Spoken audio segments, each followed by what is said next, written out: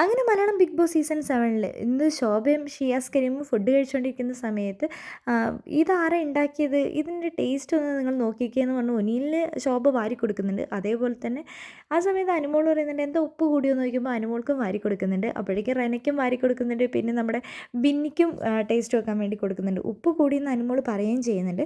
അതിനുശേഷം ആര്യനും ആദിലയും കൂടെ കിച്ചണിലേക്ക് വരികയാണ്.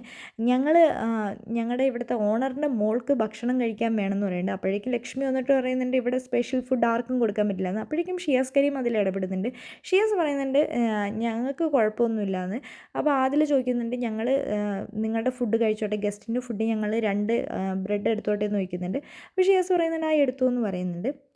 ആ സമയത്ത് ഷിയാസ് എടുക്കാൻ പറയുമ്പോഴേക്കും വേഗം തന്നെ പോയി ആദിൽ അത് എടുക്കുന്നുണ്ട്. അപ്പോഴേക്കും അത് ജിഷനും ഒനിയിലൊന്നും ഇഷ്ടപ്പെടുന്നില്ല. അങ്ങനെ എടുത്തുകൊണ്ട് പോകരുത്, അത് ഗസ്റ്റിനുള്ളതാണെന്ന് പറഞ്ഞുകൊണ്ട് അവിടെ ചെറിയ രീതിയിലുള്ള പ്രശ്നങ്ങൾ നടക്കുന്നുണ്ട്. അപ്പോഴേക്കും അനുമോൾ അവിടെ കുക്ക് ചെയ്യുന്നുണ്ട്. അനീഷേട്ടനോട് പറയുന്നുണ്ട് അനീഷേട്ടാ വേഗം തന്നെ പ്ലേറ്റ് എടുത്തോണ്ട് വാ, അനീഷേട്ടന് ഞാൻ ഫുഡ് തരാമെന്നൊക്കെ പറയുന്നുണ്ട്.